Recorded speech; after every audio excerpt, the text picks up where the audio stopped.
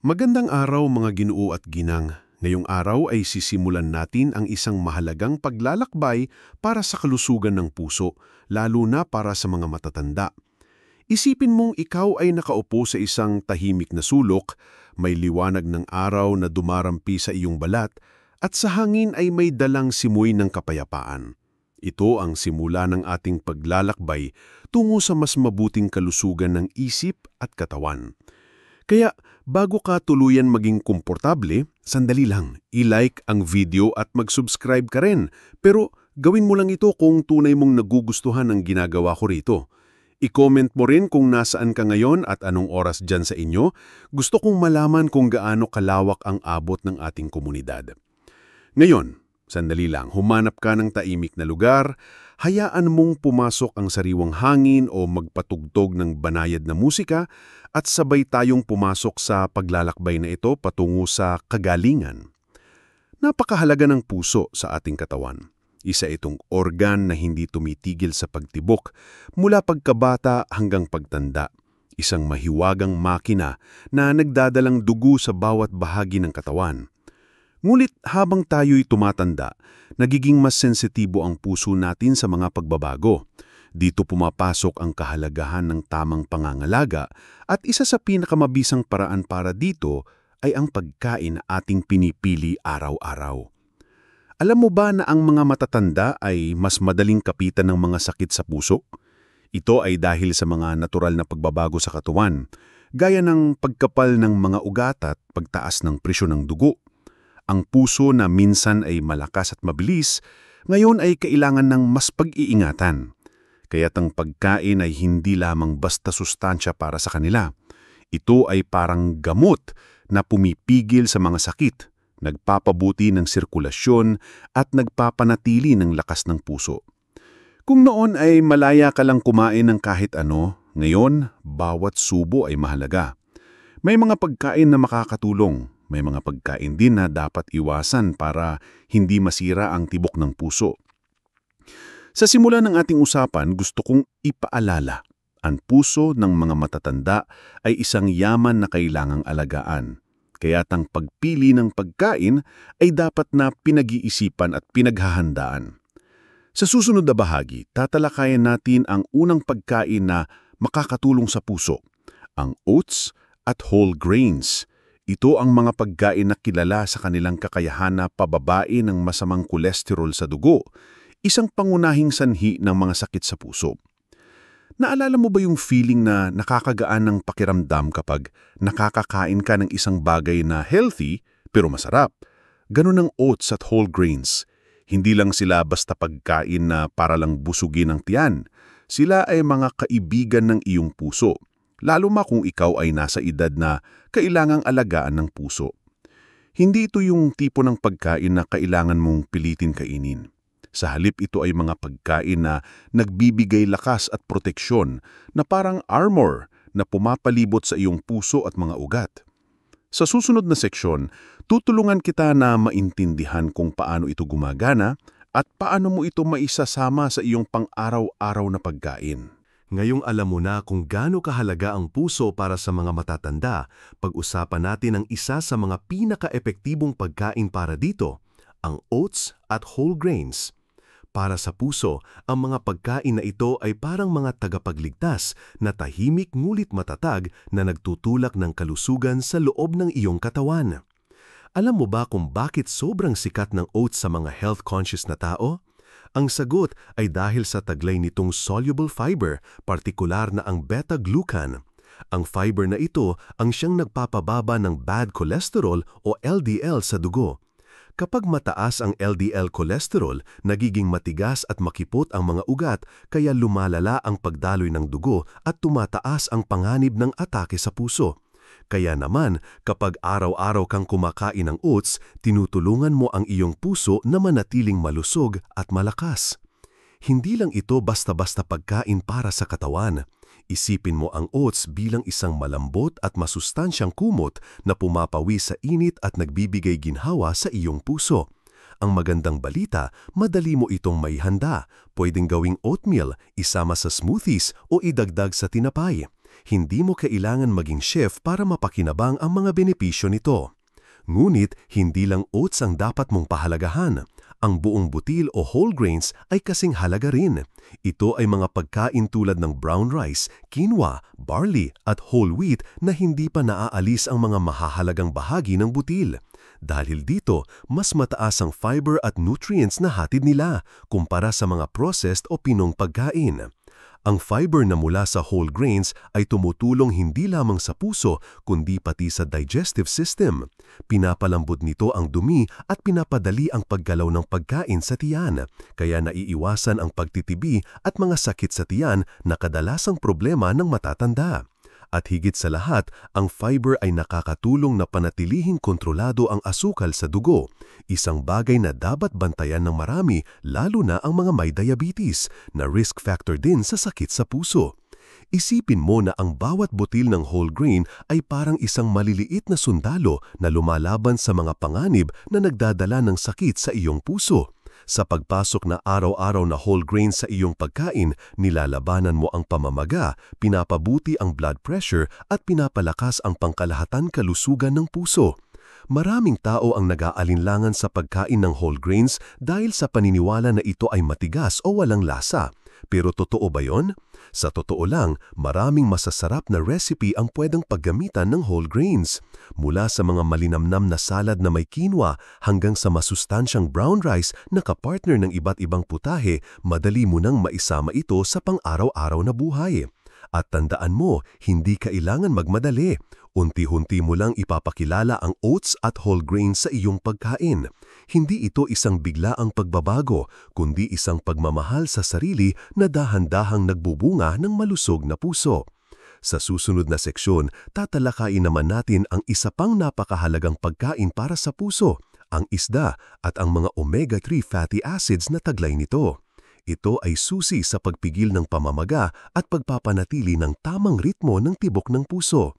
Ngayon ay pag-uusapan naman natin ang isda, lalo na yung mga mayaman sa omega-3 fatty acids at kung bakit ito napakahalaga para sa puso ng mga matatanda.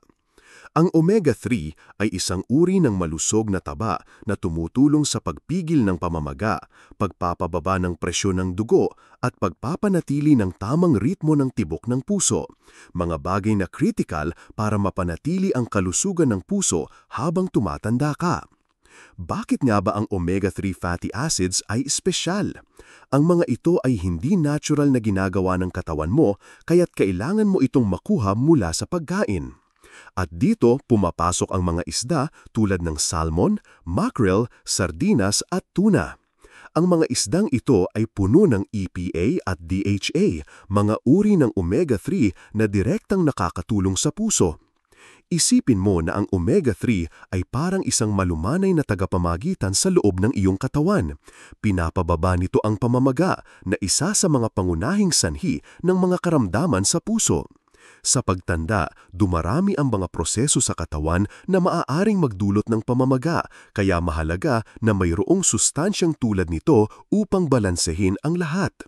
Bukod dito, ang omega-3 ay tumutulong din sa pagpapalambot ng mga dalyuyan ng dugo at pagpigil sa pagbuo ng mga bara.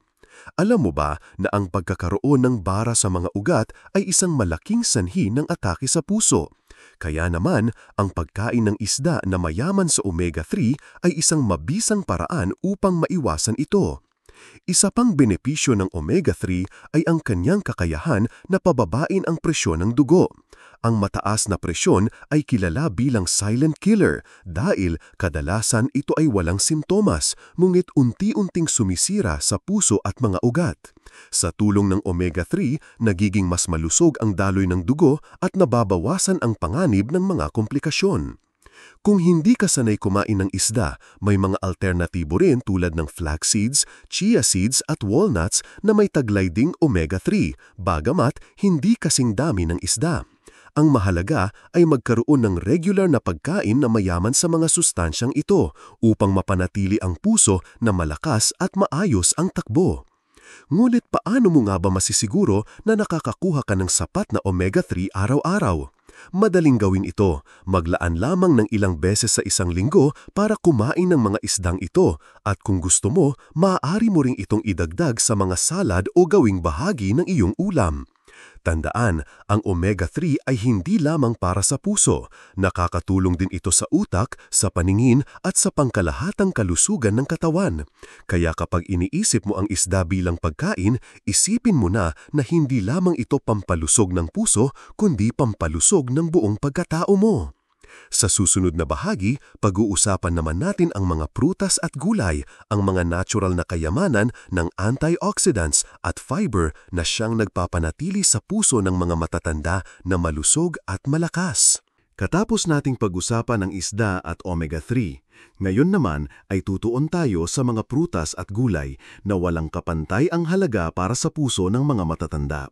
Hindi lang ito basta mga pagkain na makikita mo sa palengke o supermarket. Sila ang mga natural na kayamanan ng mga antioxidants at fiber na nagpapanatili ng kalusugan ng puso mo habang tumatagal ang panahon. Alam mo ba kung bakit mahalaga ang antioxidants? Ito ay mga sangkap na tumutulong labanan ang mga free radicals, mga molekula na nagdudulot ng stress at pinsala sa mga cells ng katawan, kabilang na ang puso. Kapag sobra ang free radicals, nagkakaroon ng pamamaga at pagkasira ng mga tissue at dito nagsisimula ang mga sakit tulad ng high blood pressure at arteriosclerosis na nagpapahirap sa puso na magtrabaho ng maayos. Kaya kapag kumakain ka ng maraming prutas at gulay, para kang nagbibigay ng proteksyon sa iyong puso. Ang mga kulay ng prutas at gulay, pula, dilaw, berde at iba pa, ay tanda ng iba't ibang antioxidants na tumutulong sa iyong katawan. Halimbawa, ang mga berries tulad ng blueberries at strawberries ay puno ng flavonoids na nakakabawas sa panganib ng sakit sa puso. Ang mga berdeng gulay naman, gaya ng spinach at kale, ay puno ng folate at nitrates na nagpapababa ng presyon ng dugo at nagpapabuti ng sirkulasyon. Hindi lang antioxidants ang mahalaga dito. Ang fiber na matatagpuan sa mga prutas at gulay ay tumutulong rin sa pagpapanatili ng tamang level ng kolesterol sa dugo. Kapag kumain ka ng pagkain na mayaman sa soluble fiber, parang may walis ito na nililinis ang mga taba sa iyong mga ugat, kaya mas madaling dumaloy ang dugo. Sa ganitong paraan, pinipigilan nito ang pagbabara ng mga ugat at nababawasan ang panganib ng atake sa puso. Marami sa mga matatanda ang nagkakaroon ng problema sa pagtulaw o pagdumi at dito nakatutulong ang prutas at gulay dahil sa fiber nila. Pinapanatili nitong maayos ang digestion at iniiwasan ang constipation na maaaring makasama sa pangkalahatang kalusugan. Isa pang magandang bagay sa mga prutas at gulay ay ang mga ito ay natural na mababa sa calories, ngunit mataas sa nutrients, kaya nakakabawas ito sa sobrang timbang, isang malaking risk factor din para sa sakit sa puso. Kapag ang timbang ay nasa tamang level, mas madali para sa puso na gumana ng walang dagdag na stress. At dahil nga ang lasa ng prutas at gulay ay natural at sariwa, madali rin silang gawing bahagi ng pang-araw-araw na pagkanin. Pwede mong gawing snacks ang mga prutas tulad ng mansanas o dalandan o ihalo sa mga ulam ang gulay tulad ng carrots at broccoli. Kahit ang simpleng salad ay malaking tulong na para sa puso. Kung napapansin mo, halos lahat ng mga pagkain na nabanggit ay may epekto sa puso sa pamamagitan ng pagbabawas ng pamamaga, pagpapababa ng kolesterol at pagpapabuti ng daloy ng dugo. Ang prutas at gulay ang mga susi na nagbibigay ng ganitong mga benepisyo sa natural at masarap na paraan. Sa susunod na huling seksyon, tatalakayin natin ang mga mani, langis ng olive at ang kahalagahan ng balanseng pagkain sa pangangalaga ng puso ng mga matatanda. Dito mo malalaman kung paano pagsasamahin ang lahat nito para sa isang malusog at masayang pamumuhay. Ngayon ay pag-usapan natin ang mga mani, langis ng olive at kung paano mo mapapanatili ang balanseng pagkain para sa kalusugan ng puso ng mga matatanda. Sa lahat ng mga pagkain na nabanggit natin, ang mga ito ay nagbibigay ng malalakas na suporta sa puso sa pamamagitan ng malusog na taba at tamang nutrisyon. Una, ang mga mani tulad ng almonds, walnuts at pistachios ay puno ng monounsaturated at polyunsaturated fats. Ang mga taba na ito ay tinatawag na malusog dahil tinutulungan nilang pababain ang masamang kolesterol sa dugo at pataasin ang good cholesterol o HDL. Ang HDL ang tumutulong linisin ang mga bara sa mga ugat kaya napapabuti ang daloy ng dugo at napipigilan ang mga sakit sa puso. Bukod sa mga malulusog na taba, ang mga mani ay mayaman din sa mga bitamina tulad ng vitamin E na isang antioxidant na nagpapababa ng pamamaga at tumutulong protektahan ang puso laban sa stress.